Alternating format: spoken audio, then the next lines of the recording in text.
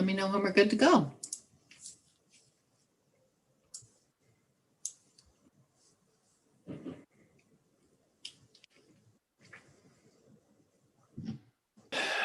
Okay, we're good.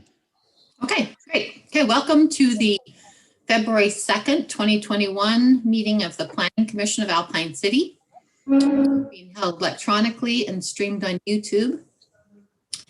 And you can get to the YouTube channel if anyone asks anyone here by going to the city's website.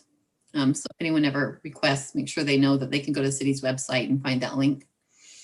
And we're going to go ahead and welcome everyone we have with us tonight from Planning Commission: Alan McDonald, Troy Slade, John McKay, Sylvia Christiansen, Ethan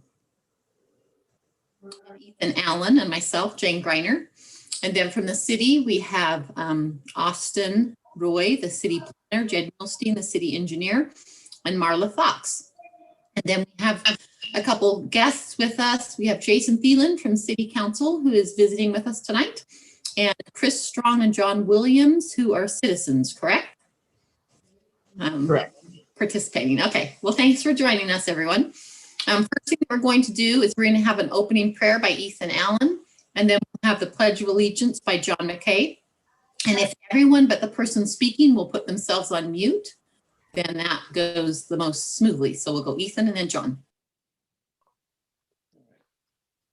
Our Father in heaven, we're thankful that we have a chance to meet tonight and to discuss the needs of our city. We're thankful for those people that surround us and for the people that we are able to serve. And we ask you to help us to understand their problems and needs, and that we may be able to best come up with a plan to help them to meet their objectives and to live a happy life and to serve others. And we say this in the name of Jesus Christ, amen.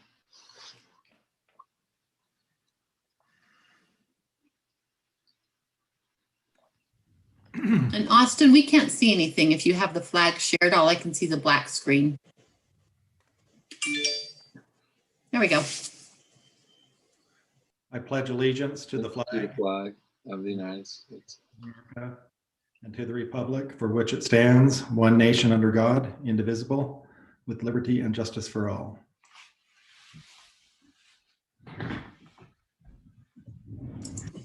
Okay, thank you. The next portion of our meeting is public comment. If anyone in attendance has public comment on an item not on the agenda, they can bring that forward now. So does anyone who is in the electronic meeting have anything that they wanted to bring forward? Okay, if you are watching on YouTube and have a public comment, you can be typing that in right now. Austin, did anyone email that had public comment that they wanted read in the meeting on items that are not on the agenda? We had no emails, and I'm just waiting to see if anybody responds on YouTube. Okay, great. Okay, we'll give them another few seconds. I should state that at the beginning so that that time lag is shorter. I think we're good to move on. Just let us know if anything shows up and we'll pause again. So let's go to the first action item. And Austin, do you want to introduce that? Yes. Yeah. So I'll go ahead and introduce this. So this is an item that's coming back to the Planning Commission, as I'm sure the Planning Commission members are aware, but for the record and for those that are in attendance, this is coming back. The City Council looked at this last week and had a discussion. Look at item A, Austin, first. Oh, sorry. Yep. I skipped ahead. That's okay. We want to get that part over with too, but. Yes. Okay, so every other year, I should say, on the odd year, at the beginning of the year in January, for the first meeting of the year, the city is supposed to select a new chair, elect a chair and vice chair. So the chair and vice chair can serve consecutive terms. So it's, if someone wanted to make the nomination that the existing chair continue to serve, that's a possibility. And it's also a time, that we fill that position if someone feels like they want to step down or whatever the case may be. So at this time, the planning commission needs to select a new chair and vice chair for the next 2 years. So again, in 2023 is when this will be re-looked at, unless there's a vacancy that needs to be filled. Typically how this works is the planning will open it up and anyone can make a nomination to who they feel would do a good job as the chair. And then once we have enough nominations, you can cast that to a vote. So that's kind of how we've done it in the past.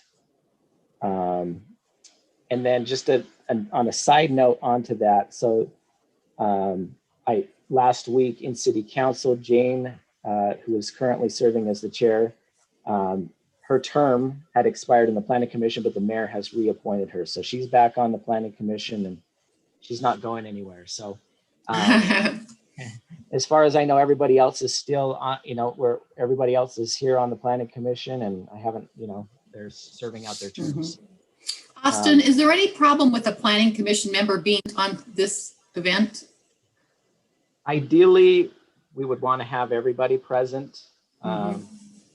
That being said, if merely a majority vote is all we need to make a selection. So. Okay. So I want to add that anyone is welcome to be nominated as chair. Feel no pressure here. Yeah, you wish. So we're supposed to do them separately. So we have to have a nomination for the chair first, then we select a chair, and then we do the vice chair. So anybody who has nominations.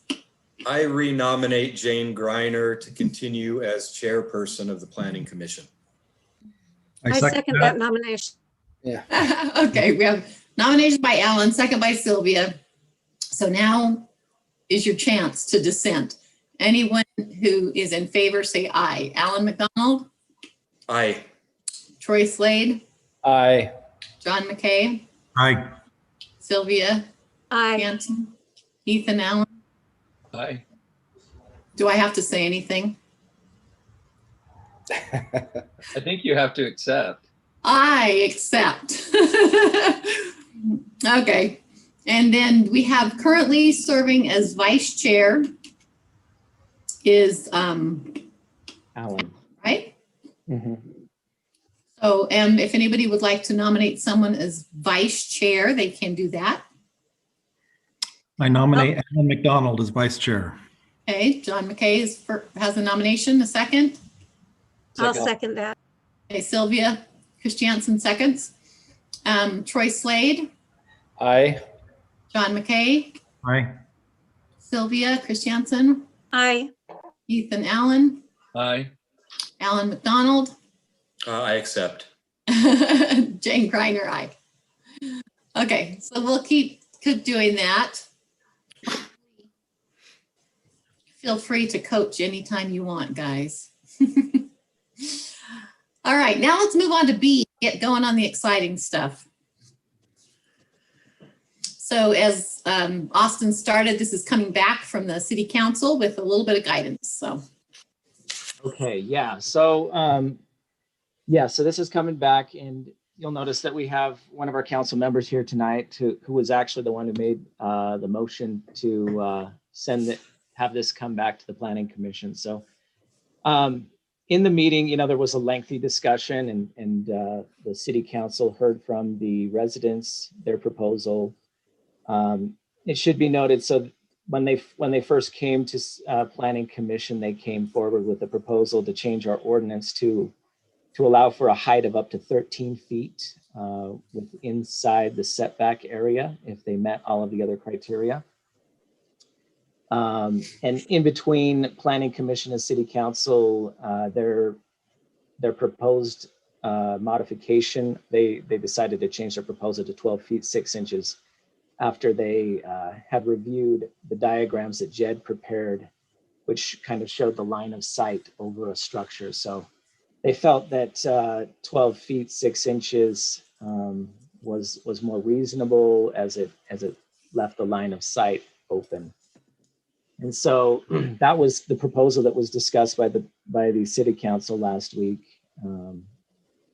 And as that was discussed, the city council wanted to review what the planning commission had discussed on this, and the topic came up on, the fact that many of these structures were located on easements. And so Councilman Thielen, asked that we kind of look into what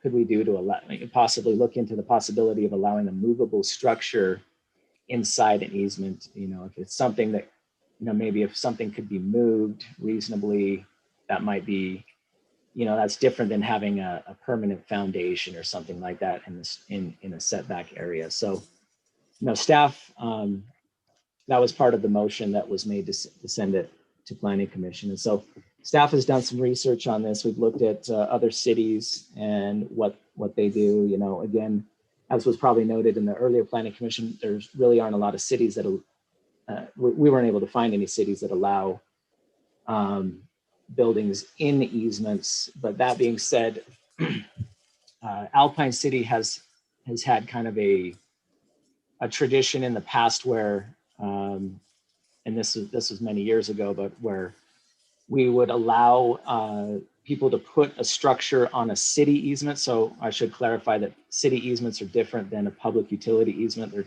two different things, but they're both easements. However, the city easement is reserved solely for the city. And in the past, the city has allowed a movable object or structure to be placed on a city easement if someone comes to the city and staff has reviewed it and they feel like it's something that could work. And so there have been exceptions granted in that way. And, some of the structures you might see driving around town might have fallen into that criteria. Others structures we have around town, they may have been built before and they're kind of grandfathered in. In the situation of the residents who are proposing this ordinance change, they built their structures after the fact, after our ordinance was created. But they bring up the argument, why, if the city will allow things in easements, on city easements, why not do the same or similar policy for a public utility easement? And so that's where we kind of looked at. And so as I scroll down here, we'll see kind of a draft ordinance that we put together based on the feedback from City Council and the discussion that happened last week. And also, as we got kind of thinking about what is a movable object. And so I'll just kind of break down what the changes are that we've kind of put together here based on that feedback. So we'll just skip first to item 6 here, which is just changing the building will not be taller than 12 feet, 6 inches to the top of the roof line, which is changing that from 10 feet. So it should be noted that the side and rear setbacks for the CR 20,000 zone are typically 15 feet in the rear and 10 feet on the side. However, if you can meet additional criteria, which are outlined in these Roman numeral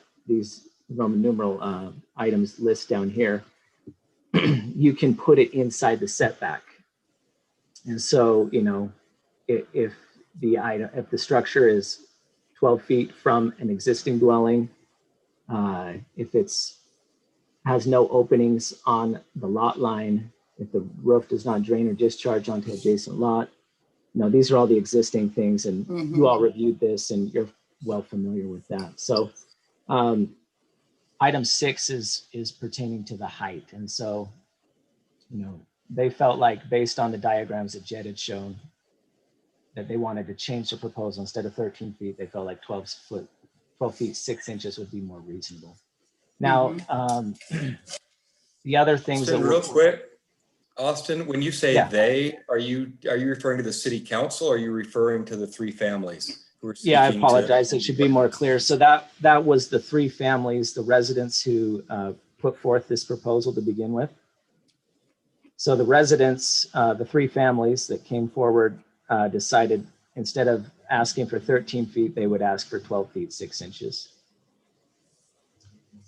City council felt like that was a reasonable number. And so they wanted to look at the planning commission to relook at this with the measurement of 12 feet 6 inches in mind. Yeah, and after he explains this, Alan, then let's do a quick kind of review of the process here. So go ahead and finish what's being proposed or the idea here. This is just a sample. This is an idea that we put together based on kind of the feedback, and this can be crafted as this is just to give you an idea, a starting point.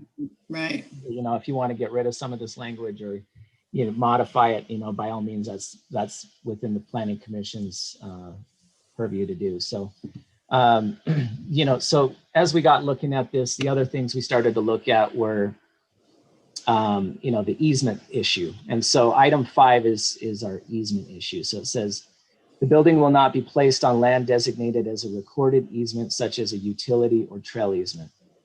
And so as we got to thinking about this, how could we modify this to allow for structures to be on an easement, but also to hopefully avoid having issues in the future. And so, we put together this language here, unless the city and all utilities sign off that the easement is not to be used. So, typically in a public utility easement, the most common things you'll see there is, maybe some city utilities, wet utilities, such as your culinary water or your PI. And then you'll typically from other utilities, you'll see, gas, Dominion, you'll see Rocky Mountain Power. Those are, some of the more common utilities that you'll see in there. And so,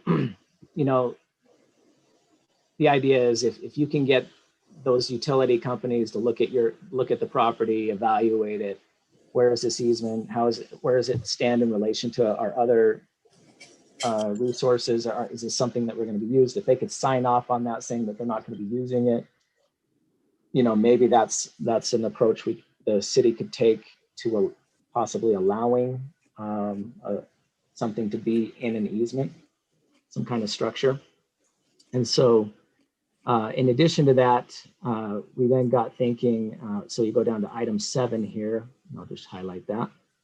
I was looking, we did some research and looked at other organizations that allow structures to be placed on easements. And one of the things that kind of stood out was they said that the structure had to be moved within a reasonable time frame. One of them had 24 hours, which sounded like a reasonable time frame. So the building does not require permanent attachment to the ground, thus avoiding a foundation or something of that nature, which might make it difficult. If that's put in an easement and the utility company or someone ever needed to use that easement, we probably wouldn't want that permanent structure there. So, it's not permanently attached to the ground, and 2 can be moved or relocated in 24 hours. So this is kind of almost a definition of what a movable building or structure would be, is something, not attached to the ground and that can be moved in 24 hours. And then, other cities that we looked at in the building code, we'll skip down now to item 8. Building permits are usually not required if a building is under 200 square feet, if it doesn't have any electricity, plumbing, gas. Then the state building or the building code, the national building code doesn't require a building permit in those instances. However, just because something doesn't require a building permit, it typically it still has to meet setbacks. It still has to meet height requirements. So it doesn't exempt a structure from not having to follow setbacks just because it's under 200 square feet. But typically when it's under 200 square feet, it's a minor building. It's not going to have, it's not going to have services or other types of equipment or utilities running to it. So, just to kind of be consistent with the building code, that's something that we thought maybe could be thrown in there.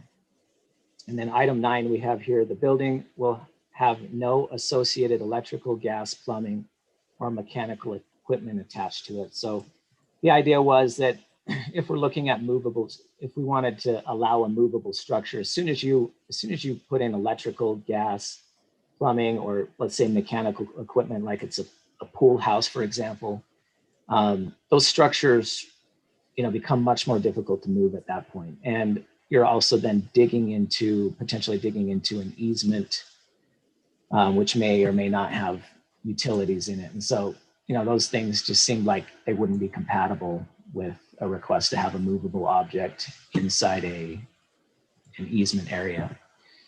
And then finally, I'll skip back up to the top. I skipped this, but on purpose because I want to talk about it at the end here. But right now we say if you meet all of these criteria, you can have a 0 setback. No setback is required. But the more we got to thinking about that, it seems kind of strange because most structures will have some kind of the roof will come out past the side of the structure. You'll have some kind of eave or something like that.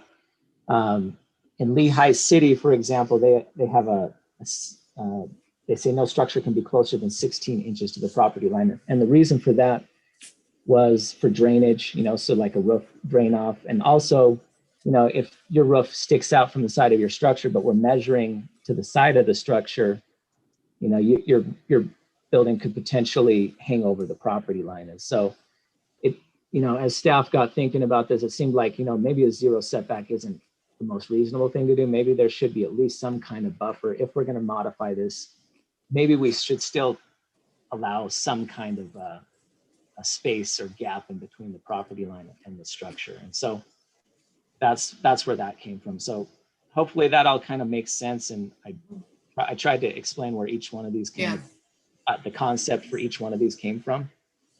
And so it's based on research and then the feedback that we received from City Council. So this is what we've drafted for discussion tonight. We go back up here. So, the motion from City Council was they wanted the Planning Commission to relook at this and, with regards to determine if a height of 12 feet 6 inches would be acceptable. And also if a movable accessory building would be allowable within the setback and easements of a property. So those are the two main things that they want us to look at, and this is the language that staff has prepared to hopefully Thank you.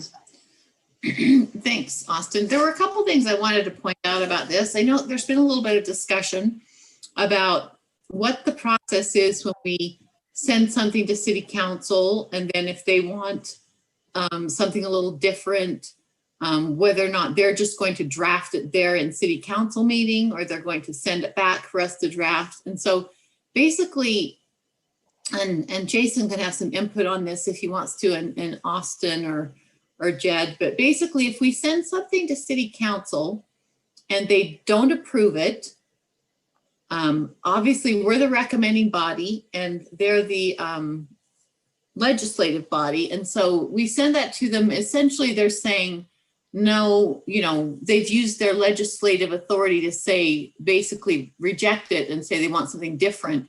And at that point, then it's on us to come up with something different rather than to just come back with the same thing saying, no, we still think this is what we want. So basically they've said, no, we don't want to leave it the same. We want something a little different. And here's some guidelines for what we would like you guys to recommend if inside of these guidelines. Does that make sense to everyone? Is there any question on that? I have a disagreement with what their expectations are, because they have asked us to look at it and determine if 12 feet 6 inches would be acceptable. Mm-hmm. They didn't tell us to do it. They just asked us to look at it again. Mm-hmm. Well, that's true. But basically what it said was, no, we don't want to leave it the same. We think 12 feet 6 inches would be acceptable. We want you guys to debate that, knowing that we don't want to leave it at 10. And then give us, see what you guys think about this suggestion. And take that 12 feet 6 inches idea and look at that and consider it again. I don't know, Jason, do you want to add anything to that? I asked Jason if he could step on to help us. Jason, you might know, was on Planning Commission for, I don't know, how many years, Jason, 12? 12, yeah. 12 years. And so I thought it might be helpful since this was his motion as well, and he could just kind of listen in, and if he had any input, he could give it. Yeah, thanks, Jane, for letting me. talk for just a second. Yeah, the goal here is for the two councils to work well together. And in this particular case, I think Jane said it right. We look to the Planning Commission to do a lot of the heavy lifting, the work associated with creating and modifying that ordinances, and presenting them off for us to review. And then, like you said, as a legislative body, if we want to make some changes at that point, we can. In this particular case, as it says in your packet, we decided that as a city that we wanted to amend the ordinance. And with that ground, and you're exactly right when you say it didn't give exactly what we wanted in it. We gave kind of what we thought we would like to see in it, but if we send it back and you guys say, well, 12.6 isn't the right height, or some other issue, and you bring up issues, we don't want to lock you into an answer. We'd like to hear what your best answer is, knowing that we would like to start the process to amend the ordinance on these two issues. It goes so far, and Jane said this, normally you don't have a city council member or a mayor even in this meeting, because we really don't want to sit back and if at all possible, influence the community discussion to create these.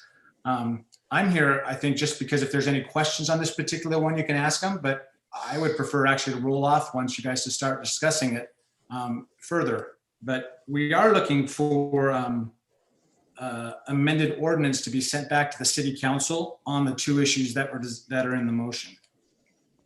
Well, Jason, I have a question, and I'd like some clarification, because the fact of the matter, because you're here and you are speaking, you are influencing the decision-making process of the commission. What I hear you saying is, as a city council, we want to amend this ordinance, this exception, to allow an accessory building height of 12 feet 6 inches.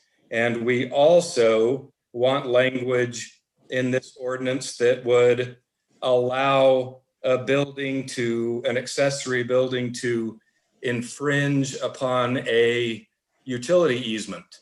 And we want some language that would allow these two things to occur. I mean, that's what I hear you saying as a member of the city council. So number one, how would that not be influencing us as a commission? And number two, is that what you're saying? Well, I think if I remember, Alan, you pretty much said what was in the motion there, correct? Mm-hmm. So I'm not, and basically, I agree with everything you just said. That's what we're looking for you to do, Alan. Yeah. When he says influence what happens, in the past we've had times where, like, if the mayor and the city council members were at the meeting every single week, it felt a little bit like Big Brother was watching everything we did and said. And the attorney suggested, that city council members and mayors attend occasionally as needed, but we should be able to discuss things without, feeling like Big Brother is watching, I guess is one way of saying it. One of the reasons, though, that I did, like I said, with Jason coming, I just wanted him to be here to answer any questions on what they were asking for us to do. But I also wanted to, and this wasn't why I asked Jason to come, but I also wanted to kind of clarify, and maybe what we need is a little bit of training with the city attorney, just to clarify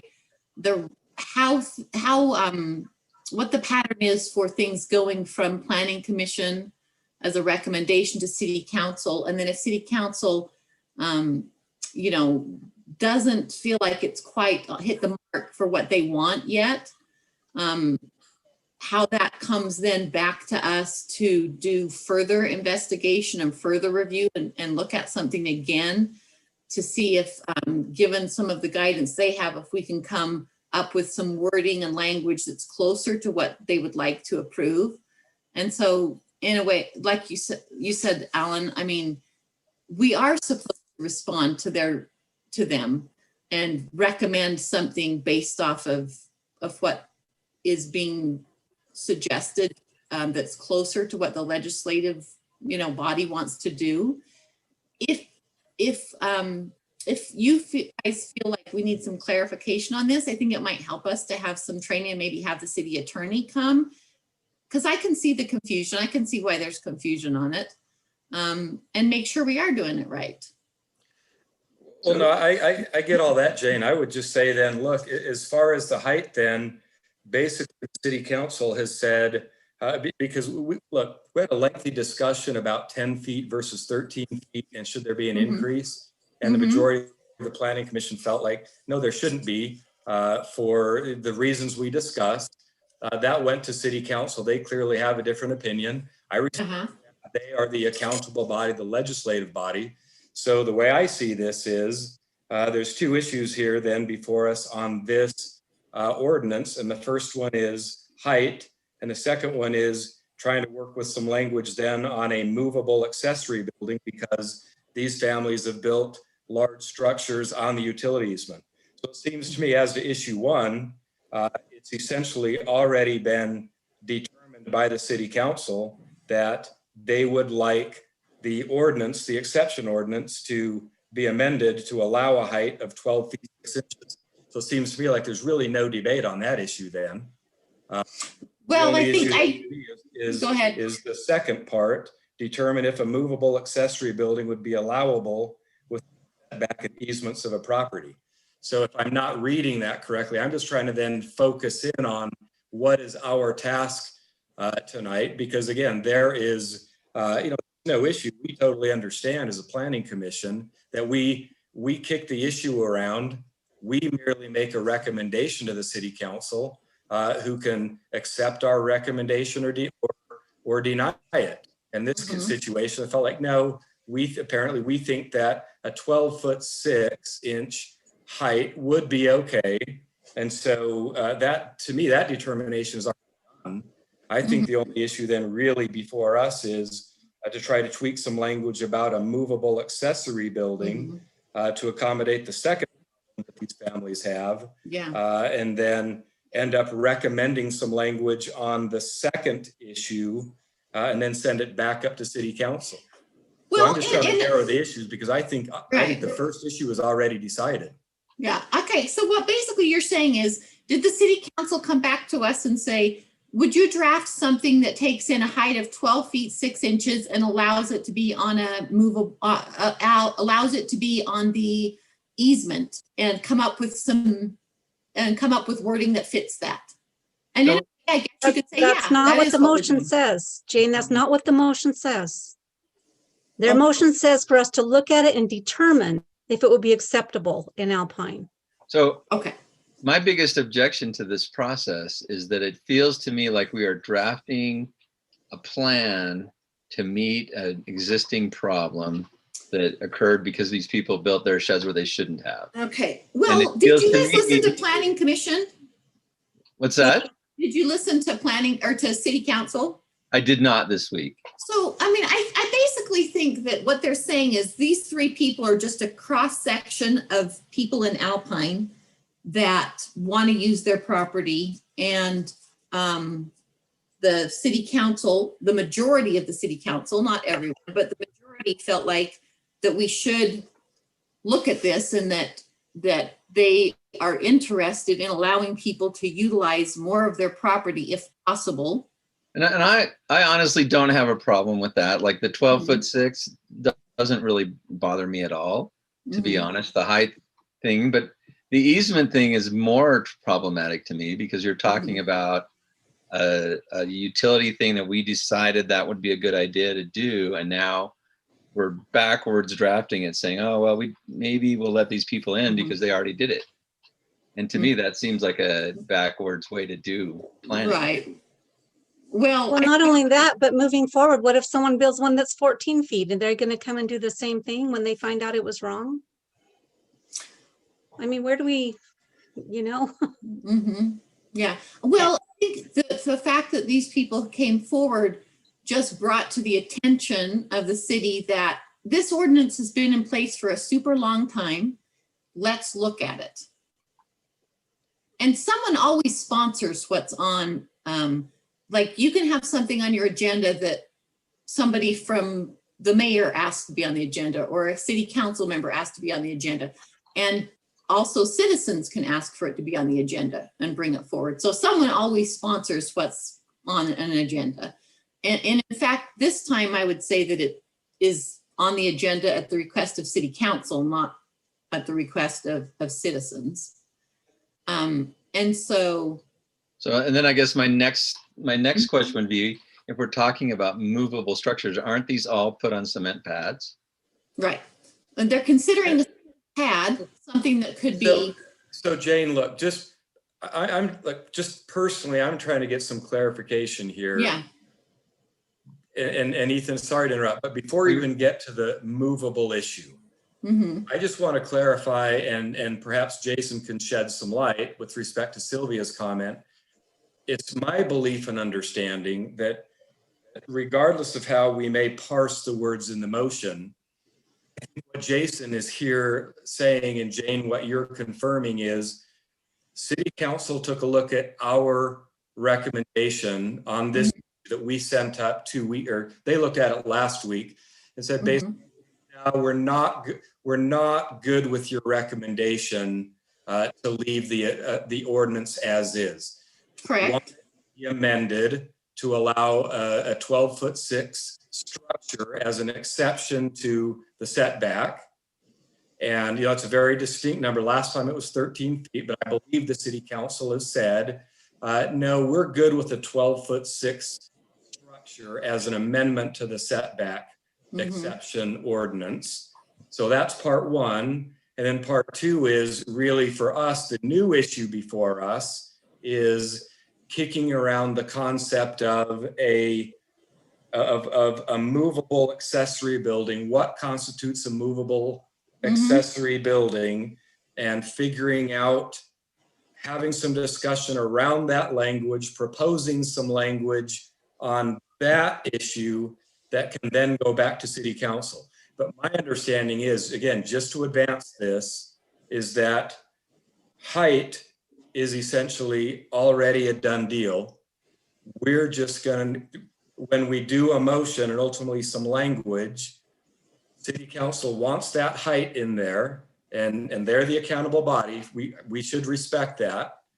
Part two is discussion around an accessory building. I mean, a movable accessory building. I just want to clarify that that's where we are. And Jane, maybe you have insight on that. And I know Jason, I totally get, is a little reticent about intruding on our meeting. But I'm just saying, for the sake of clarity, again, and respecting that they're the legislative body, I'm just trying to move forward with the demands of that, with what that body wants from us today. And I'd love to answer that, Jane, if that's okay. Yeah, go ahead. And it goes along with what Sylvia's question was as well. And I guess the best way I can answer it, Alan, is just to give you a little example of me when I was in the planning commission. I was not for a particular subdivision being increasing the density in the subdivision. It was a large subdivision that probably all of us know, but I was against it wholeheartedly. So I pushed against it. That was a legislative decision I could make on the planning commission, and we voted it down. It was then moved on to city council, and the city council decided to approve it, the density change. It came back to the planning commission, and I was stubborn, and I said, no, I still don't agree with it. I think the decision I made previously was based on sound reasoning, and I think it's better for our city. And it was at that point that Shane gave me some training, which was, Jason, the way it works in planning commission is you can make a legislative decision, but as soon as the city council tells you to do something different, even though you're, in this area it was density can no longer be an issue that you have as far as making your decision. The goal is to move past that. That's no longer a choice or a decision-making factor for you. So in this particular case here, if I may go through it really quick, Sylvia's correct. We've sent it back to you. We would like to change it. The reason why it's written in such a way is, and let's just really quickly, both of them. The first one at 12.6, there's a reason why, and it's not just because it's what the three families asked for. When we went back and reviewed what Jed had talked about, Jed talked about at a 20-foot high building at a 10-foot setback, that's about 12 and a half feet, almost exactly, minus 0.05%. It's 6.5 feet. So the site triangle is not hurt by that particular number. If it was higher, 13, it may. If it's lower. But then the question is, in this case, if you're pushing it back another 2 feet, your site triangle issue is no longer an issue at all. Does that affect your decision? We'll leave that up to you. There's some room for movement there, but the 12.6 is the number that we did talk about, and we decided to push over to City Council. With relationship to the You mean planning to the- commission? Yeah. to the easement changed, and to point, there's a little bit, the reasoning we came about that is a little different than Austin, in my opinion. It's a little different than what Austin said. I'll be honest with you, my philosophy is we want to be good neighbors, but we don't change ordinances to be good neighbors. And I really believe that. This case was a little different because I had to ask myself, why do we pick the numbers we picked? And then now that we're asking everyone to not be able to put anything on an easement, why is that? And one of the neighbors asked Austin, I thought you mentioned that sometimes people are able to put those movable sheds on an easement. And Austin's response was, well, we do, but it's a case-by-case basis. That's when my mind started changing on this whole ordinance, that it should not be a case-by-case basis ever. How we define this movable shed is, hopefully you guys can help us figure out how to define that. But one of the reasons why the neighbors brought this to us is they want to maximize yard space. They don't want to stick a shed 10 feet out in the middle of their grass and have the 10 feet behind. There's reasons why we're doing it. So we're saying, okay, if they can put it on the easement, and if we're already allowing some people on a case-by-case basis already to put it on the easement, let's establish some rules in our ordinance that would justify it, or would make it fair for everyone, I should say. So those are the things that brought this back. But to your point, Alan, yes, we're bringing it back to you. The discussion is not at this point whether or not to decide to amend the ordinance. The discussion at this point is, okay, they've asked us to amend the ordinance. Let's do the best job we can to give it to them and see how they like the next go around. Does that make sense, Alan? Yeah, and in fact, I think We said I the think same we're thing. saying the same thing. Yeah. Yeah, saying the same thing in different ways. But I don't think 12.6 is a given. He's just saying that was what they thought, but now we also are looking at pulling it away from the lot, the boundaries by 2 feet.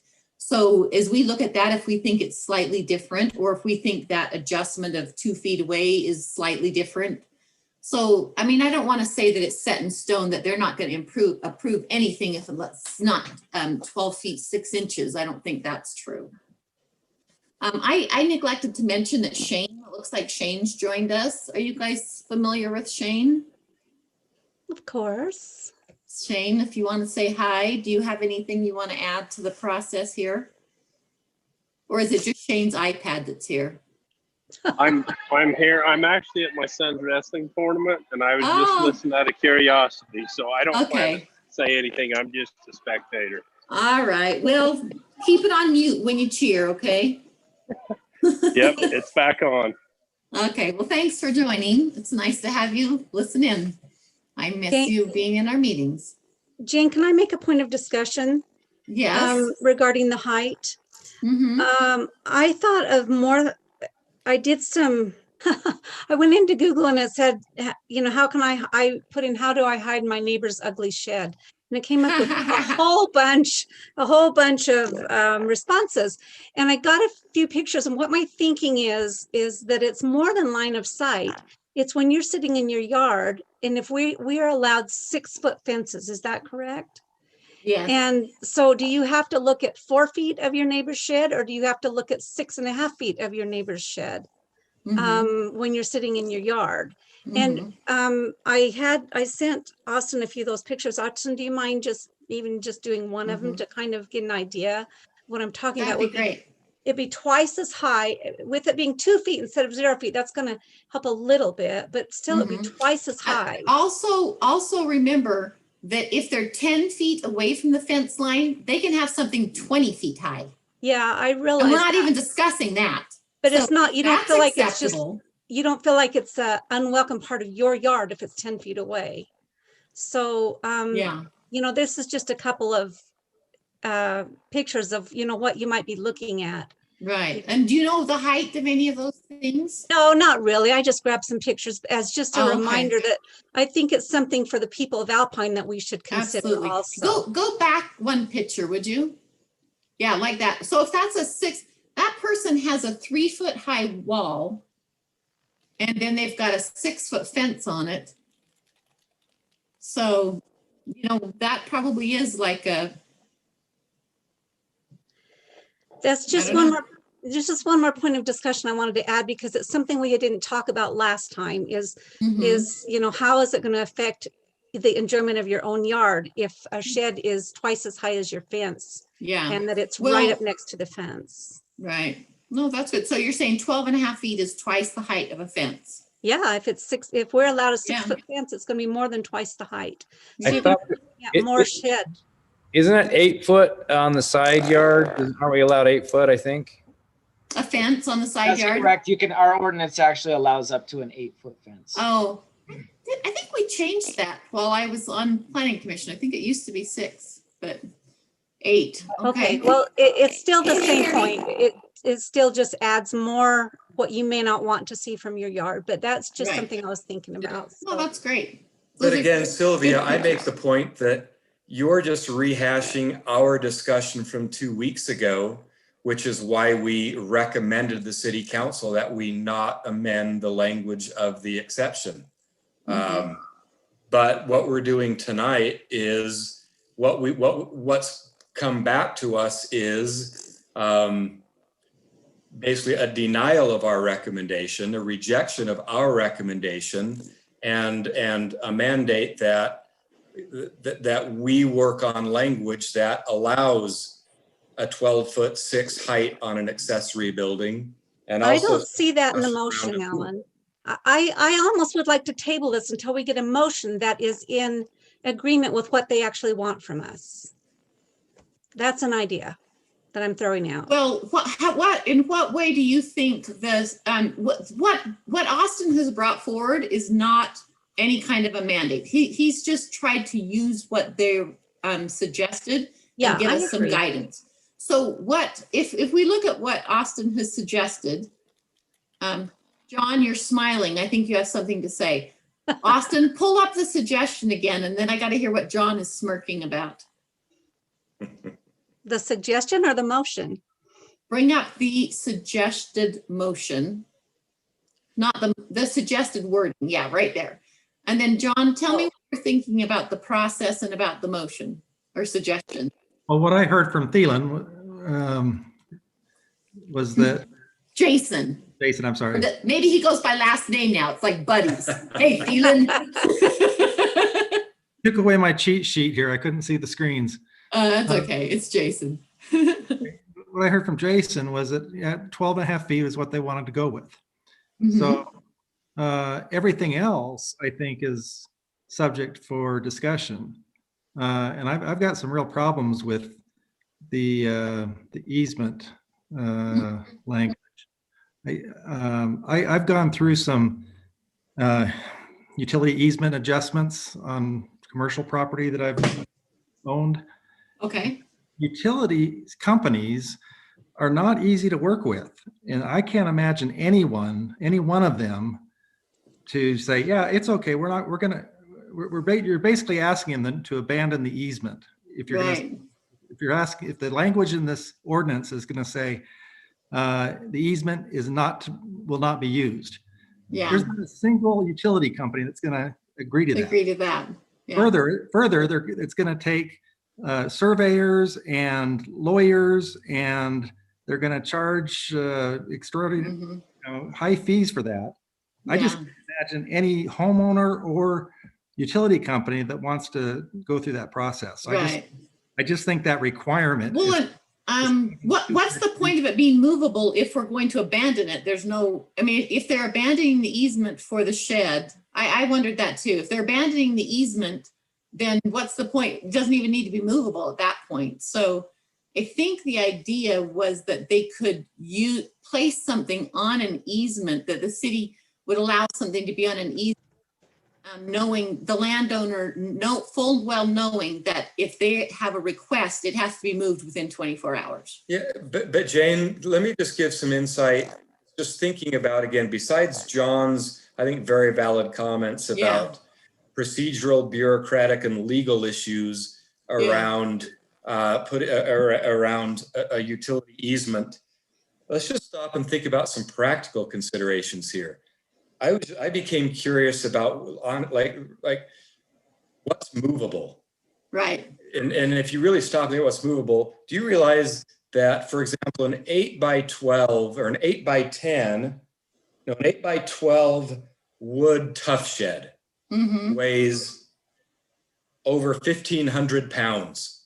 A couple of these we're talking about are two, and that's so that's, let's see, 8x12 is about 100 square feet, plus or minus. Yeah. A 200 small. square foot shed is going to weigh 300 pounds or 3,000 pounds. I mean, like, it just seems to me like we're really stretching the definition of movable. So, for example, utility says, hey, you've got a recorded easement on that property. We're going to have guys out there tomorrow.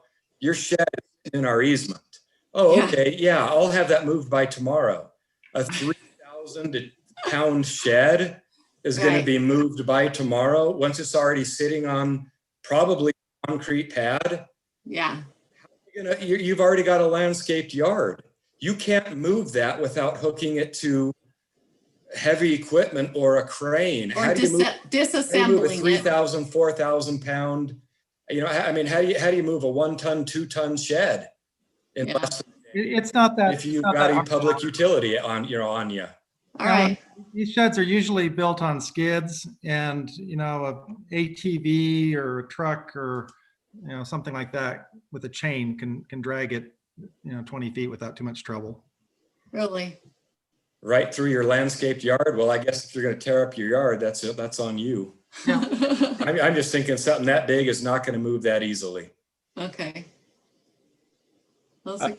I got a question. Are city easements and like the other public utility easements, are they generally in the same place, or are they in separate, like separate places, or Where are city easements, Austin? Give us an example of what a city easement would be. I can answer that one. Oh, thank you, Jed. It completely depends on the situation. For example, you take a stormwater utility, your stormwater or your sewer is going to be running in the low point of the ground. Well, that doesn't always go in the same place as your public utility easements. So city easements, sometimes they are in the same places as public utility easements, but not always. So, and I think the purpose of the part where we're talking about easements is we're not saying we are abandoning these easements. We're simply giving permission for somebody to put their shed on the easement with the understanding that it needs to be able to be moved, and that, yeah, their concrete could probably be damaged too. We haven't talked about that yet either. Yeah. Well, right now you can put a concrete pad and that's not restricted. Correct. Knowing that it has to be torn up. I think there was some discussion around what are these easements actually used for? If you look at a neighborhood and you have a full brand new neighborhood, what's typically going to go between lots or behind the lots? And mostly it's cable. But maybe Jed can tell us other instances. What have you seen run in between lots and behind lots? These are fairly large easements. When you're talking about 10 feet of your backyard and then 10 feet of the neighbor's backyard, that's a 20-foot swath. No, they're 5 feet, Jane. They're 5 feet. Not the back. The back is 10. The sides are 5. Wow. Yeah. So typically it would be any kind of communications company or the power company. Gas doesn't do that very often. We do have one high pressure gas line that goes through the city, but they're not going to go in somebody's backyard and do something random at this point. Our ordinance specifically requires the public utility easements there, and it's mostly for the unknown of the future. For example, what if the city needed fiber sometime in the future? There could potentially be lines down every one of these side yard public utility easements. We don't know what the future holds as far as technology. And so that's why the ordinance is there. Yeah, I don't know what else to say about that. So Jed, I have a question for you. the way, and I get that Austin is just, taking a good, the good old college try, at this initial draft. But what would it take, number one, for you or somebody at the city? So I'm reading proposed language on on accessory buildings 2D5, where it says the building will not be placed on land designated as a recorded easement, such as utility or trail easement. And the new language is unless the city and all utilities sign off that the easement is not, I think it's supposed to be, is not to be used. So question, if you know, what would it take for a landowner to get the city to sign off that that easement is not, is not going to be used? And what would it take to get public utilities? And who would those public utilities be that a landowner would have to run around and get sign off that that easement would not be used in order to qualify for an exception on an accessory building? God, that's a long question, Alan. Yeah, but you know what I was trying to say. Yeah, we know. What's it going to take to get you to sign off? And then what's it going to take to get, who are the public utilities? And what's it going to take to get them to sign off that that easement is not going to be used? Okay, first off, I think the verbiage of that needs altered.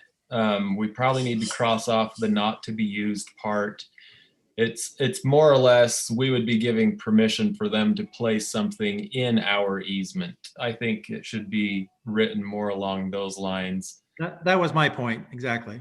Yeah, because it does sound like an abandonment when you say that it will not be used. Yeah, so I think it probably needs reworded to something more like, unless the city and all pertinent utility companies sign off on, well, I'm trying to think up language off the top of my head. But would you really go to all the utility companies? Would we really? Yes, you would. You have to. You have to, unless you take this language out.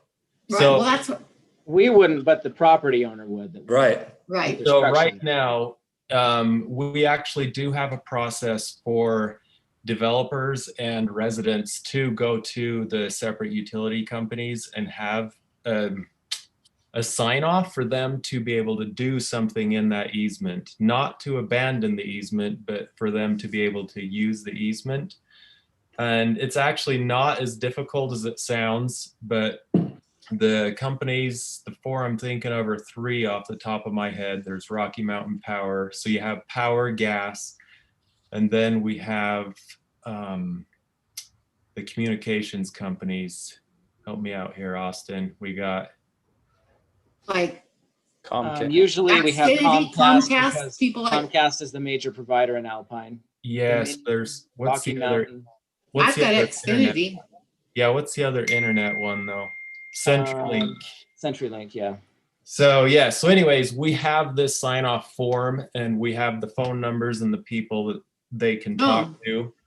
And so we give them that form, they take it to these companies, and the companies essentially, they'll look at their plans, they'll see if they have utilities there. And if they don't have utilities there, typically they will sign off and allow that resident to use their easement, but not abandon the easement. So that's not an uncommon, that's not an uncommon request. No, So- as a matter of fact, on most of our developments, I think the developers have to sign that as part of their applications, or get that form signed that there's nothing running through there that's going to inhibit their development. So it's fairly common. As far as the city is concerned and allowing residents to use our easements, it has been common practice for us to tell them that they could do flat work like driveways or a concrete pad for their shed. But we have told them that nothing with a foundation, the shed has to be movable. And then we have warned them that if they do place anything in that easement, they need to be understanding that if we ever need to get in there and do any work, that if their concrete pad or their driveway is damaged, that is on them to replace once we're done with our maintenance work in there. So that's kind of been the common practice for the city. I do think it's a good idea to put things that we have been doing as common practice into ordinance somewhere, so it doesn't be a case by case situation. Does that form have a number or name or anything? It does. Marla might know what the name of that form is. Also, if we are practicing different from what our policy says, we don't want to end up in court with a policy by practice suit either. Meaning this must really be your policy because this is how you're really doing it. Correct. Jed, that form is called the utility notification form. Thank you. We have Questar Gas, Comcast Cable Television, CenturyLink, Rocky Mountain Power. And they probably, if they have solar things, other extra things, they would probably want to check there as well. Is Dominion Energy on there? It should be. It's Questar Gas, so that's been okay. changed to Dominion, the same thing. Probably needs to be updated. Yeah, thank you. That was insightful. Thank you, Jed. So Jane, Mm-hmm. I'll just float this to you as a chairperson and the rest of the commission that perhaps we consider tabling this, that we make some progress tonight, which is incorporate an amendment into this ordinance allowing structures that are 12 feet 6 inches tall. B, I think the 2 foot minimum, the language that Austin had interjected in here with a 2 foot minimum rear side setback probably makes some sense for the reason that Austin said. But what I would table is I would table this and ask Austin and city staff to look into this, to a couple of things. And one is a little more thought into allowing a structure that's allegedly movable within the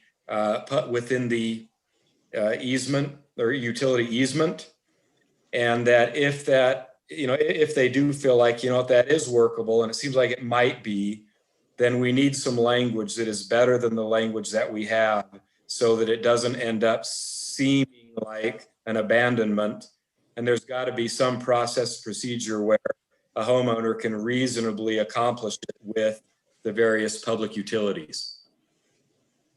But I don't know that we need to sit here tonight and continue to rework that aspect of it. And the only reason I mentioned tabling it is the progress we could make is the 12.5 feet and the minimum 2 foot rear and side setback. But ask staff to come back to us with more workable and sound legal language with respect to encroaching on the utility easement. Can I ask that the planning commission not do inches? If there's any way that it could just be a flat foot of 12 or 13 inches, to me just seems like it's just more difficult. Then you're measuring an inch. Oh, did you go up to 12.8? Did you go down to 12.4? Well, the issue, I think, is that Marla? Yes. I think the issue there, Marla, was that there was some analytics done by, because Jed did some of it with us, and I think some further analytics were done by the city council with respect to sight lines, and felt like 12.6 was somewhat the magic number. I'm assuming that because that's the number that came back to us from the city council. Does anybody else feel like the motion needs to be strengthened to match what they really are saying to us verbally? Or am I just being too wordsmithy? I think it's fine. You think it's fine as written? Well, not as written. We need to deal with item 5 in D5. But besides that, I think it's fine as the way it's written. Sylvia, are you talking the city council's motion or our motion? Yes, the city council's motion. I think that ship has sailed, but not sure.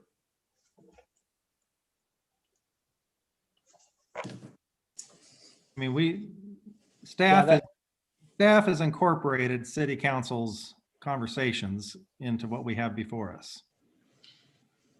The And motion from city council is what it is. I mean, that was recorded. That's part of the meeting minutes now. And, that is what it is.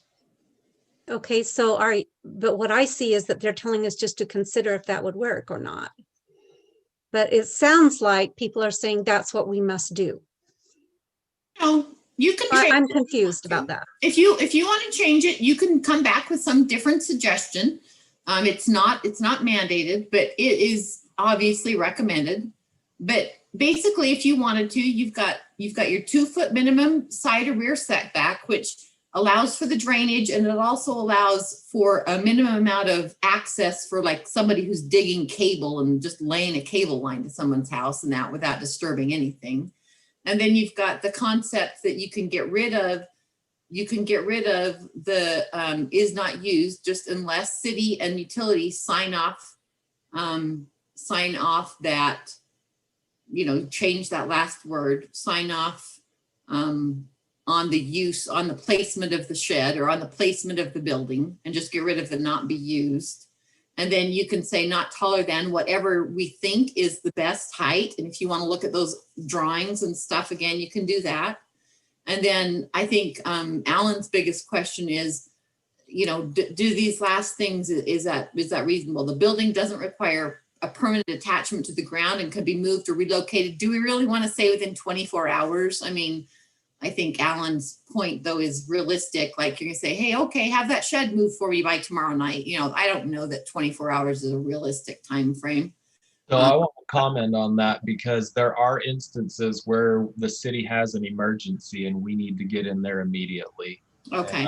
I actually think the 24 hours is reasonable just for Okay. emergency purposes. Okay. So if they're going to put it there, they have to know that they might be given 24-hour notice that someone's got to come through. Yep. Whether they're on vacation or not. So Jane, what I'm hearing is that both Jed and Austin have some level of discomfort with the language that they've used so far in 5 with respect to sign off that the easement is not to be used, Right. because it sounds too much like an abandonment. Right. And So we would need to first part, I reword think that. they're both uncomfortable with it. Yeah. And so, I'm inclined to just do a motion to table Mhm. with basically the terms that I indicated before, and then have us take this up in a couple of weeks with some new and improved language, particularly with respect to easement encroachment sign off. Right. Well, you can make that motion if you want to, or the other thing we can do is we can say, what should that read? Let's just craft the language. Like we can do that. We don't have to have someone else do that for us. If you want. I think there's some legal issues that might that they might want to consult with the city attorney on to make sure that they've got Okay. that there's good language there. Sure. That's workable both for the city and for the public utilities and for the homeowners and the residents. Mm-hmm. Okay. That's my own particular opinion. And I'm just saying, It's a little tricky. Yeah. And if you want to make a motion, go for it. Yeah, people can join it or not. So right, exactly. So that's on. Well, I can make a motion or further discussion. Yeah, and so let's see. Does anyone have any comments on 7, 8, 9? And also, do you guys agree with Alan that you want someone to take this back to legal and do it, or do you guys want to craft some words here? Or would you guys have comments on what Alan's thinking of doing before he does it? Well, I do have one more question. So, and this question is probably for Jed or Austin or Austin. So the city wrote the 5-foot easements in, utility easements. Yes. We don't have some sort of an agreement with the utility companies to do that or anything like that? It's a standard practice to It's do. standard practice. Yeah. Because I used to work at an irrigation company, which is considered a utility company. And they basically. Oops, Marla, you're not muted, it's echoing. So they had an easement also, and it got so bad of people encroaching on that easement that they just got to the point where, I mean, there was no sheds or anything, but it would be like sod that they had laid or something like that. They would just have to drive their equipment right across it, going through the easement. And even they would tell the people that's in the easement and they wouldn't do anything about it. So how would we handle that? If there's a shed in the way and they don't move it in 24 hours and they're on vacation or something? Yeah, that's a good question. Then what are we going to do if the shed's just not moved the next day? Marla, did you have something that you wanted to say? No, I'm good. Okay. Actually, I have a lot to say, but I'm choosing to say nothing. But you said so much with that. Jed, do you want to address that? Like what would happen if the city had to have access and you show up the next day and the guy's shed's there? It's called a bulldozer. Exactly. Throw a chain around it, like has been mentioned, and drag it And the out. city would have to move it and maybe charge them or something, huh? Yep. And maybe should that be in this language? Should that be in here that if you know, it's not moved within the 24-hour period, the city has the right to move it and charge the homeowner?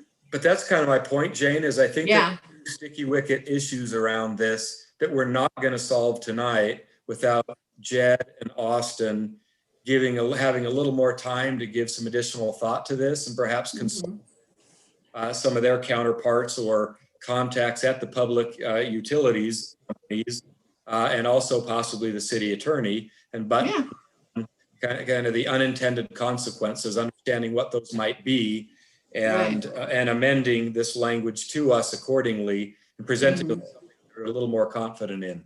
Yeah, and I think some of these things exist the way the ordinance is right now, because the only difference is right now it just says 10 feet.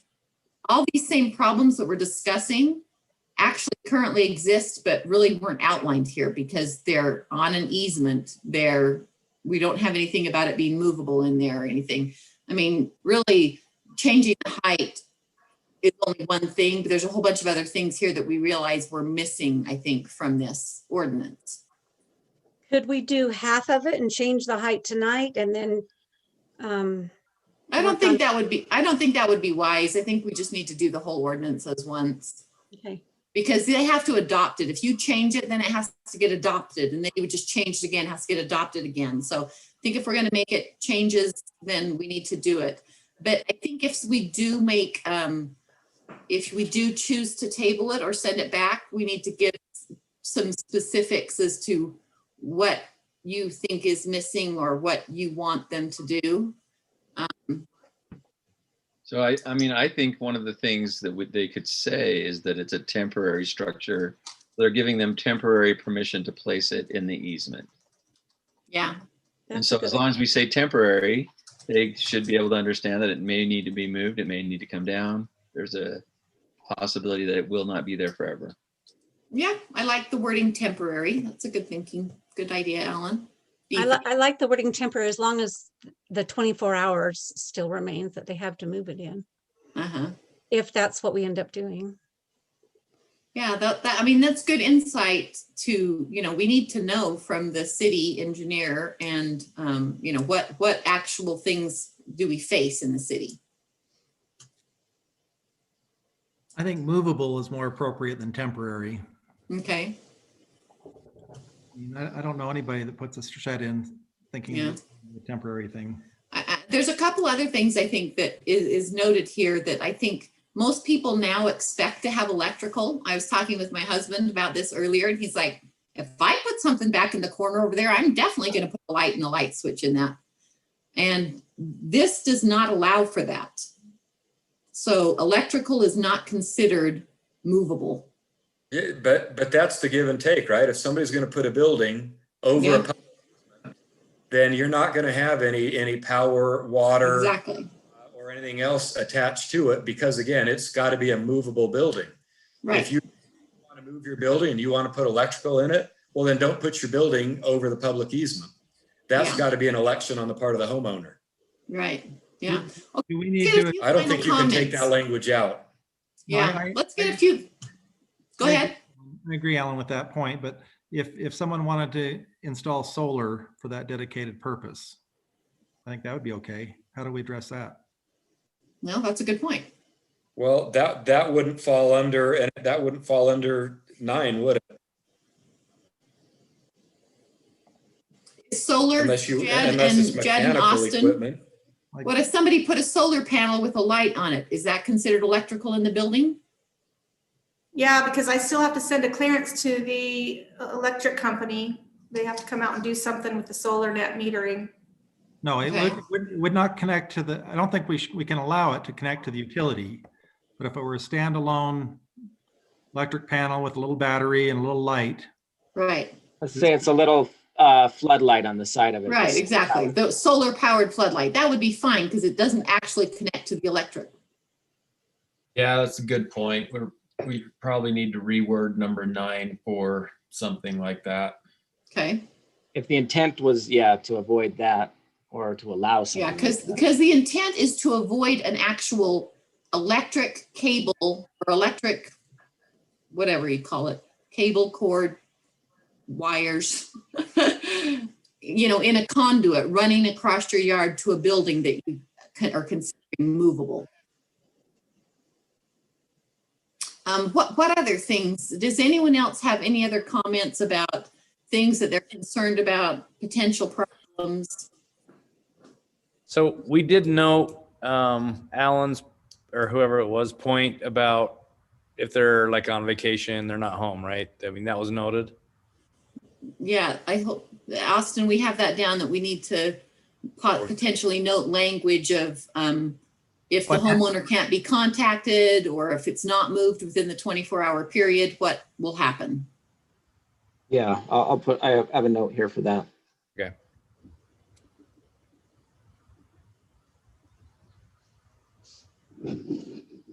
Okay. So does somebody want to make a motion then? Yeah, I'll take a stab at one. I mean, we've outlined a bunch of things, but maybe I can throw a catch-all in. Okay. I will make a motion to table item B until our next meeting with these instructions to city staff that we incorporate a height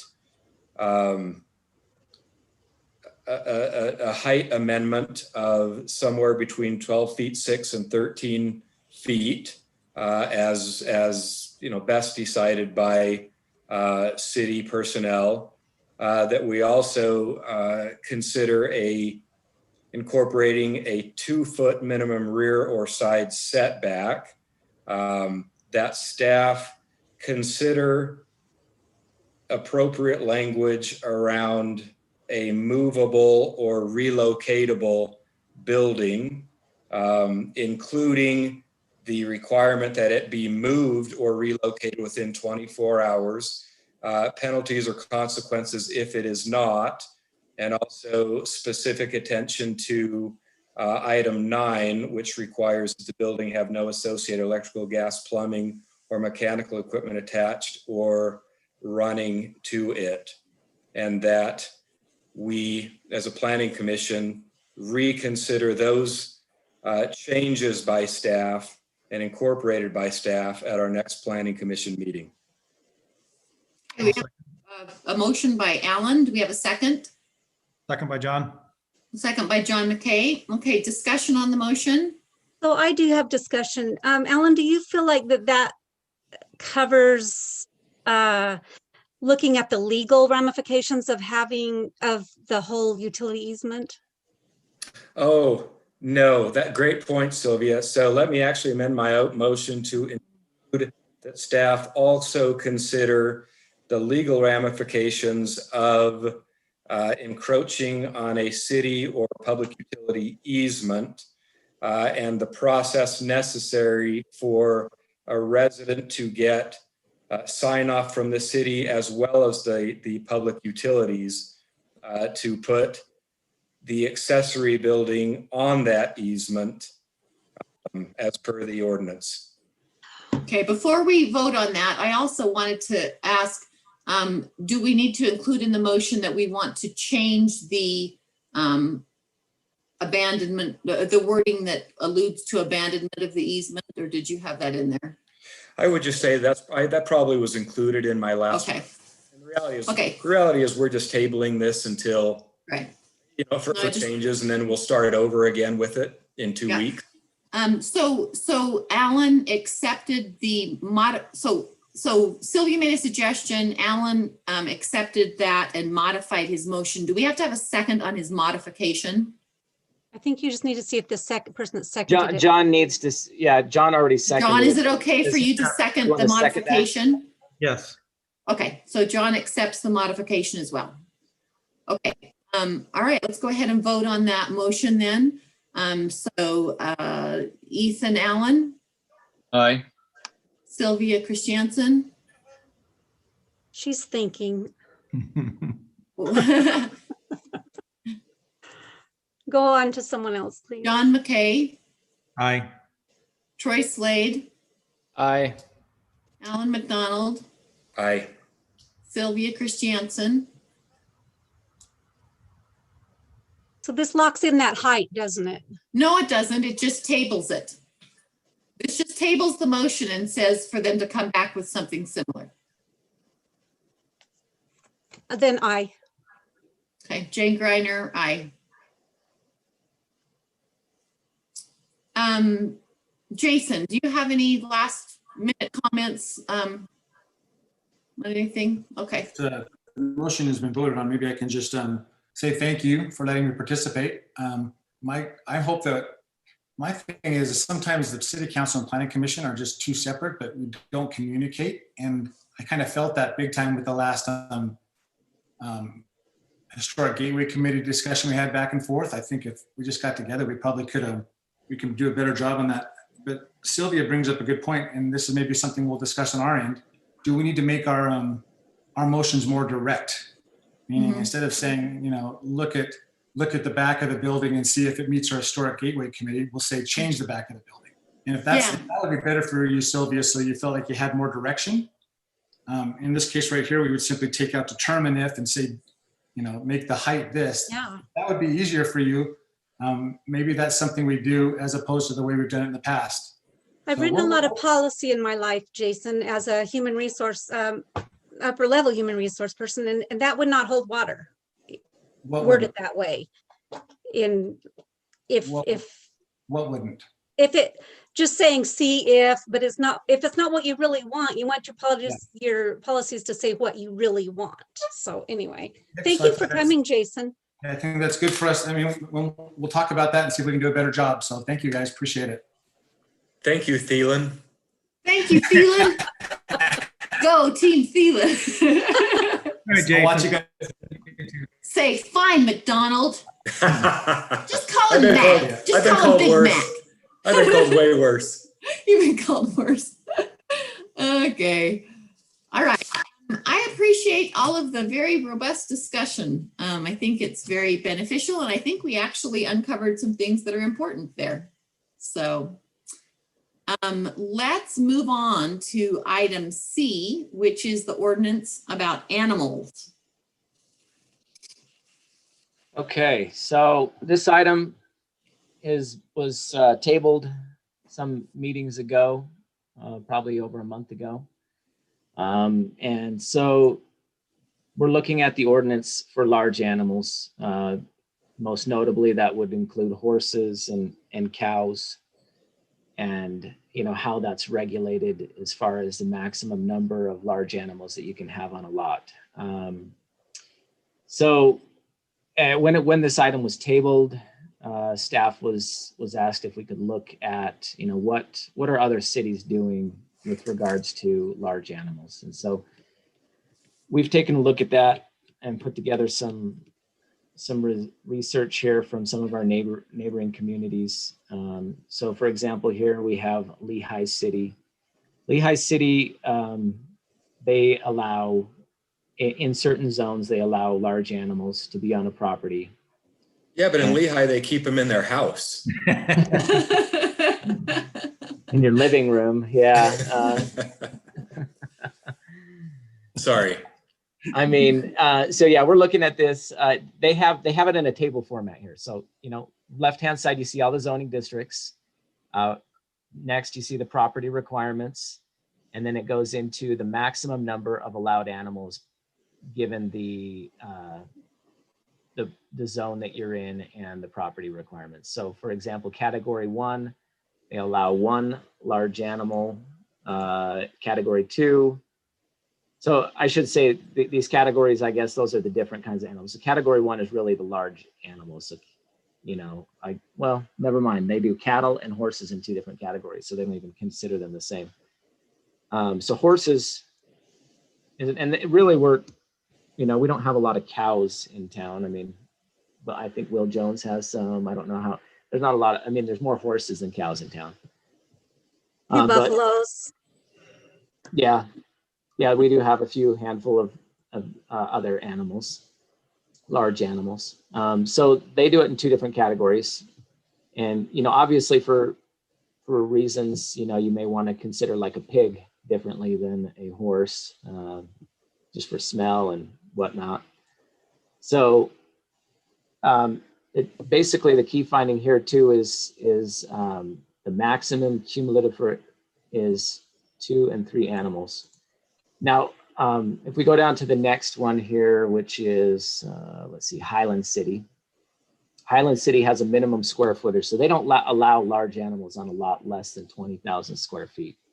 And then, and then on top of that, you have to have an additional 10,000 square feet for the animal, which they would consider kind of an animal roaming area, or I don't know how, I can't remember the exact language, but basically, you have to have that as a bare minimum to have a large animal. And then if you meet that minimum criteria, you are allowed an additional large animal for each 10,000 square feet you have on top of that. So our Alpine's ordinance is similar in the sense that we allow 1 for every 10,000 square feet, but we have a cap on ours, which is 5 large animals per piece of property. So if you have a 10-acre property, you have 5. If you have 2 acres, you can have 5. You know, it's because ours caps off on a lot per lot, so it's allowed per lot. Moving on, we go down here. This is let's see. I think this is American Fork. I should have labeled these a little bit better to be more clear on our slides here. And so in American Fork, they do what they call animal units. So animal units, they would consider like a cow as 1 animal unit, or 4 goats is 1 animal unit, and you're allowed 1 animal unit on your property if you have, and the way that they do it, they limit it is not necessarily by square footage, but by what zone you're in. So if your property is zoned a certain way, you're allowed to have an animal. If it's zoned a different way, then you're not. And you're allowed to have a certain number of animal units. I guess the number of animal units is dependent on the size of your property, but you have to have a special area where you keep the animals. And so it's not the size of your property, but it's the size of the area that you keep your animals in that they look at. And so that's how American Fork does it. And then finally, let's see, I think I had Draper in here, so let me see if I can find that. Maybe that's up here.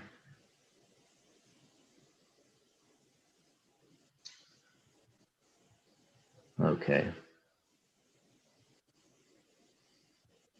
And that is, you may have a horse may be allowed on properties having a minimum lot size of 20,000 square feet in these respective zones. So RA1, RA2, A5, A2 zones.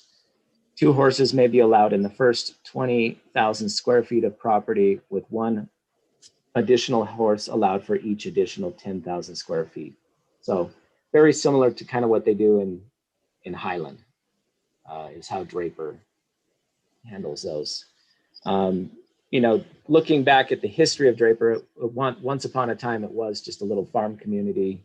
It's grown much, in the last 20, 30 years, it's changed rapidly, but, they do have a similar kind of history, I guess you will, as Alpine, which I would think is kind of relevant, but obviously they've grown bigger than Alpine would ever grow. But that ordinance seemed to work for them, throughout that period. So that's the research that we've come back with. Nobody really does a cap, at least in the ones that we looked at in our neighbors here. Nobody does a cap limit like Alpine does, where we just say, sorry, you can't have any more than 5 on a property. So, I guess the question is that something that the Planning Commission feels like would be something that they would recommend removing, or do they feel like the cap is there for a reason? I think we've had residents who own horses, and the common theme among them is, if I have more land, I should be able to have more horses. And so, I guess that what's being proposed here, this language that we discussed, is to try and allow additional animals for people that have larger properties. Can you remind me why this came up? It was a code enforcement issue. So Ted, our code enforcer, who we'll probably only have for a couple more weeks, he's been dealing with some complaints about horses on properties. We've had, on one property, we had 14 horses, and I think, per our ordinance, they can only have a maximum of 5. And that particular property was a 10 acre parcel of land. And, the owner complained about it. Staff, kind of started looking at what other cities were doing and thinking, maybe they had kind of have a point. And so staff brought this forward to kind of see if the Planning Commission had an appetite to change this or make a recommendation for it. Okay. All right. So do we have some suggested amendment wording then? Just what you see on your screen there. Staff is just recommending that we eliminate the cap on 5 per lot, and that you just be allowed to have an additional horse or cow for every 10,000 square feet you have. Okay. All right. Okay. Discussion on this based on what? Thank you, Austin. That was helpful to hear what the cities surrounding us are doing, and particularly other communities that were more rural farming communities that have developed into much more urban areas. Any discussion? Well, I guess I have a quick question for Austin. I'm not a big animal guy. There's only one pig in my house, and it's me. I guess my question would be, so it's just really arbitrary for me. I don't have, horses or cows or anything like that. But so you indicate here under number 1 that it would basically be 1 additional animal per 10,000 square feet. I don't really see an issue with getting rid of the maximum of 5 animals. I guess my question is just, well, why not 1 animal for each additional 5,000 feet or each additional 20,000 feet, square feet? Why 10? So, 10's about a quarter acre, right? Did you just figure that a large animal per quarter acre seemed to be a good rule of thumb? It's about a quarter acre. In all the communities I've looked at, and some of the other communities that I've looked at are not included in these research here. So I've looked at like Spanish Fork and things like that as well. 10,000 is just kind of is what I've seen across the board. I'm not an animal person either, so maybe someone else that knows a little bit more about animals. Shane would be a good resource on this because he's a real cowboy. He has he herds cows. I don't know if there's some reason behind that. I do know that in my research, I saw one city where they talked about, in addition to having the stable, that the large animals should have a roaming area, and that roaming area just happened to be 10,000 square feet. So I don't know what the reason is behind that, but I just know it's a consistent amongst all municipalities. That seems to be kind of the number that they go with. Mhm. When I think about that number though, think like I have some 5-acre lots not too far from me, and I just think about 20 cows on that lot or 20 horses on that lot. That seems like a lot, which would be, that'd be approximately the number, right? Yeah, that'd be close. Yeah, The number. 4 per acre, 4 per acre, Mhm. 20 for 5-acre lot. Yeah. This is basically the same as Draper has, right? 10,000 per additional animal. Correct. Yeah. And the With main no difference cap. is that the main difference with Draper is that they require you to have at least 20,000 square feet before you can do it. Start In collecting. Alpine, you can have a horse on a 10,000 square foot lot if you want. Yeah. Yeah. That must be where I got the idea that I thought half acres were minimum requirements, but In a lot of communities, 1 acre lots are referred to as horse Right. properties. yeah. Yeah, it blows my mind that a 1/4 acre lot can have a horse on it in Alpine. I know they were here first and all that kind of stuff. And I just can't imagine wanting that or wanting it next door to me. So it's just, And I'm not really opposed to somebody that has a big lot having more animals. I mean, But I do think that number maybe needs to be thought about, because I think that's a lot I think that feels a little dense to me.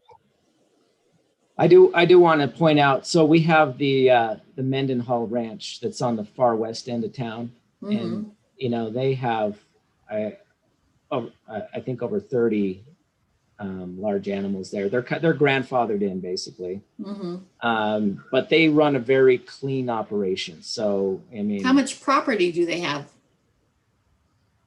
Oh, I don't know. They have the property for it though, I think. They do have a lot of land. Yeah, so you know, they have a lot of land, but they run stables, but they, you know, there's a big difference between someone who manages it well, right, and is constantly cleaning out the horse stalls, and you know, and then someone who just lets the animal roam and they don't really maintain it. So there's a big difference there. Yeah, when you can't really regulate that. Well, I've got horse people on both sides of me, and you know, one of them, his is perfect, and the other one never does anything. So, and then you know, they actually just moved, so now we don't have horses over there, which is great. But summer flies are the best, aren't they? I do worry about the density. Yeah.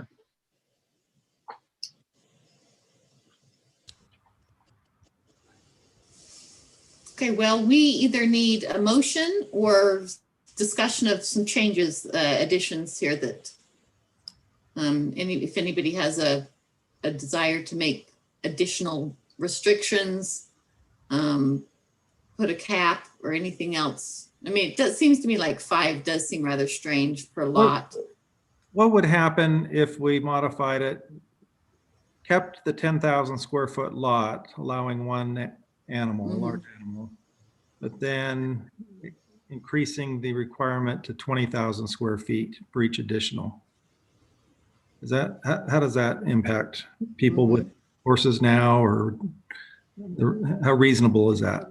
Well, I'll just say that there's a lot of old Alpiners that you'd probably hear from a very vocal group of individuals.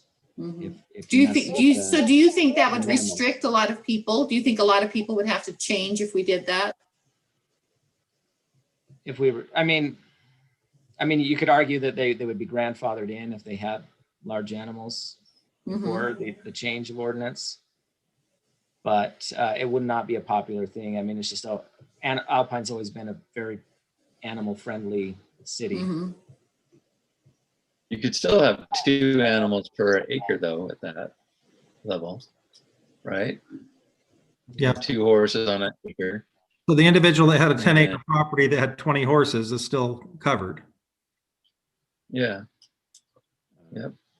Yeah. But Yeah. you couldn't have, but right, the way it's written now, you could have 40 horses on 10 acres. 40 horses is a lot of horses. Yeah, that's my problem. I don't want to put a cap on it because you've got the large properties like Right. Will's that should be entitled to more. Mhm. But I just think But every 10,000 is a little small when you get into those big numbers. Yeah. Could you do 15,000 even though lots aren't sold that way? But you know, I mean, you can make, I mean, yeah, if you wanted to say, you know, That's a maybe thought. 10,000 is, we could Yeah. up that number to 15 or 20 Yeah. for every 20,000 square feet, you get an additional large animal. what if we apply, Austin, for the case in point that brought this up? What are we doing that would make that any better? If all we're doing is removing the cap, we're not addressing what the problem was, are we? Well, I mean, they just want to be able to have more horses. They don't feel like 5, they feel like it's unfair to them. Where they go down the road and they see Bridle Up Hope and they see Mendenhall and they have 30, 40 horses. Right, yeah. And hey, I got 10 acres, but I can only have 5 because I'm not Okay. grandfathered in like everybody Right. else. So that's not fair. Yeah, So okay, I agree. That's what they're seeking, Right. And I agree that probably a cap of 5 doesn't make sense. Somebody could have 40 acres and you'd have a cap of 5. I don't have a problem if they have one additional animal for every 10,000. If that's what everybody else is doing, that's what the Draper and everybody's doing. They must have thought that out. That's okay. But I guess I'm a little freaked out by the quarter acre. You can have a horse on a quarter acre, but I mean, maybe we don't even want to go there, right? Yeah, well, I brought that up too, but the idea was that it's been like that forever, and the people who have that would be grandfathered in anyway because it's the people in the old Alpine area. We don't have any complaints about that, I should point out. Yeah, So- which is crazy. Now, if you had a new subdivision and somebody wanted to have a horse on a quarter acre, they could. So in new subdivisions, most often you're going to find that they have CC&Rs, and most of those So you're letting the CC&Rs CC&Rs do the don't dirty allow work. horses. So really, the city doesn't need to get involved. The CC&Rs and the subdivisions Okay. kind of police themselves. Oh, okay. All right. Well, so the point of discussion that we have right now is, what do you guys think? Is one animal per 10,000 acres? Is any other Acres? 10,000 square feet? Yeah. Whatever you do, you don't want to Google how many should be. No. No, because it's just nobody, like no horse organizations say 1 horse on a quarter of an acre. It's like Yeah, 1.5 acres per horse or something. Like yeah. that. But it's Yeah. working, and it's hard for me because I was raised on hundreds of acres and we had horses. Yeah. So it's hard for me but I like it because I could get a horse in my backyard if I wanted to. I guess. Keep the deer away. I'm good with it. I'm good with 10,000. Okay. You want to make a motion then? Wish I could read it.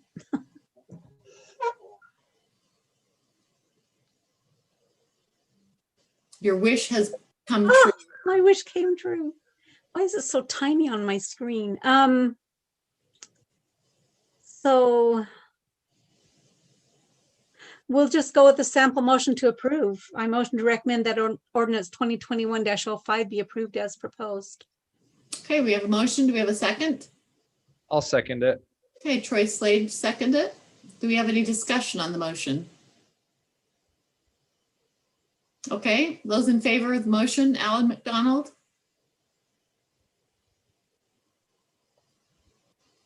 Alan, are you frozen? He's muted. No, he hasn't moved in a few seconds. Watch him.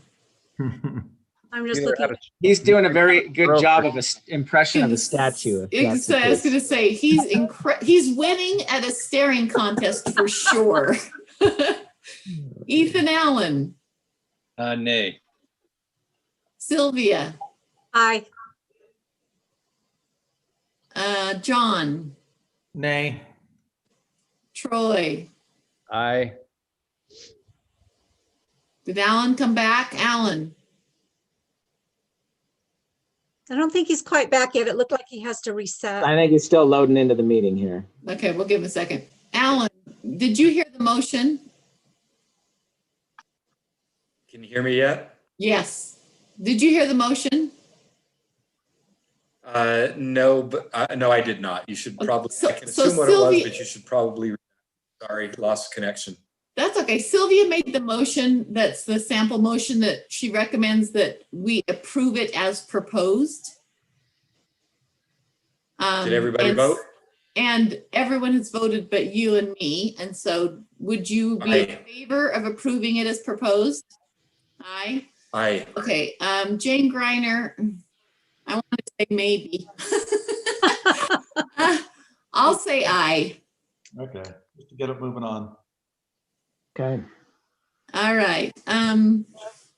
And so now we'll move on to communications. Do we have any communications tonight? Go ahead. I just wanted to All say right. thank you for getting that email done so quickly to the staff. You guys did a good job in responding to the email that we got. Yeah, that was great. That's all. Yeah, thank you. Yeah, we wanted to try and get some answers to that before the meeting so that we didn't have to discuss all of that in the Yeah, meeting. appreciate that. Other communication, Austin? Just one thing. So, I think it's mentioned already in this meeting, but, training, we need some training. So this newest city attorney would like to do some training with the Planning Commission. And I just wanted to find out from everybody if there's a certain date that works best when everybody's going to be at the Planning Commission at the meeting so that everyone can participate. Let's take a quick look at our calendars. And does anyone know of dates that they're going to be missing in the next?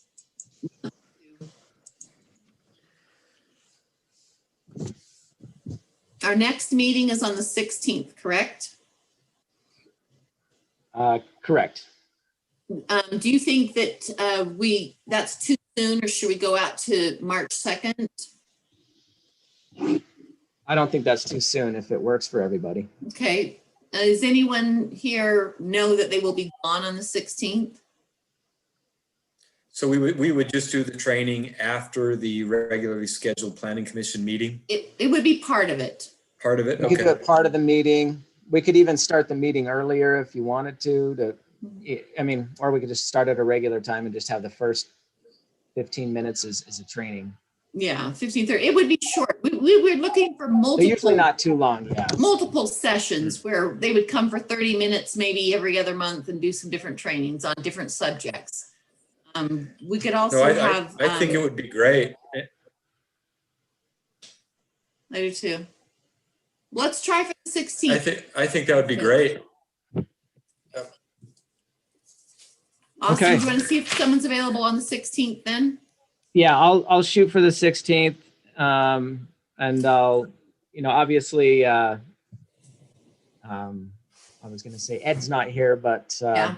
no, it seems We'll like see. that works for One- everybody else. So, Yeah, and one nice thing is with these meetings recorded, if someone does miss, they actually can more easily watch it rather than wait for the, audio yeah. to be available. Thank you, COVID. Everything is on video format now. So, Yeah. silver lining. Hey, Oh, Jane. great. Hey, Jane and Austin. That sounds funny together, but I would propose that maybe one of our first meetings is, I think honestly, Sylvia was spot on with her critiques and criticisms tonight of the motion that came back to us from City Council. I think just the whole process was confusing. It was a confusing process when we looking back a few weeks ago at what city council really wanted from us with respect to the Gateway Historical District recommendations. And really, I mean, I think Sylvia nailed it when she just said, well, look, are you just saying, because his motion really just said, well, kind of like, well, why don't you determine this? But what he was really saying is, we're giving you marching orders. We're the elected body, and we all get that. But how we interface with city council and how city council interfaces with us would, I think, be a great starting point, because it's been a point of irritation and confusion.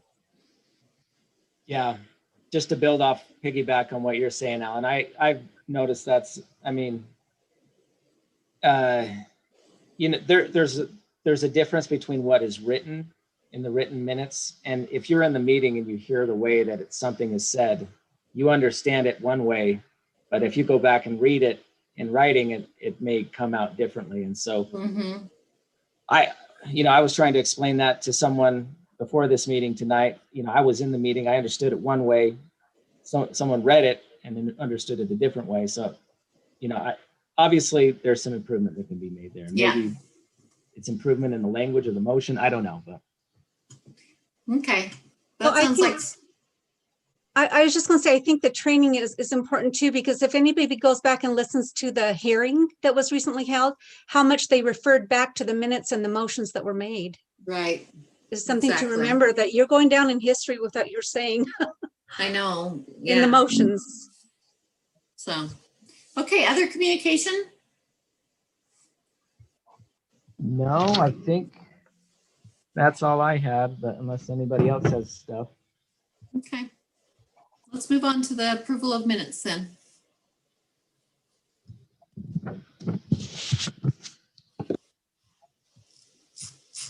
Any changes to the minutes? I didn't see any changes. Okay, we need a motion. Unless someone else saw some.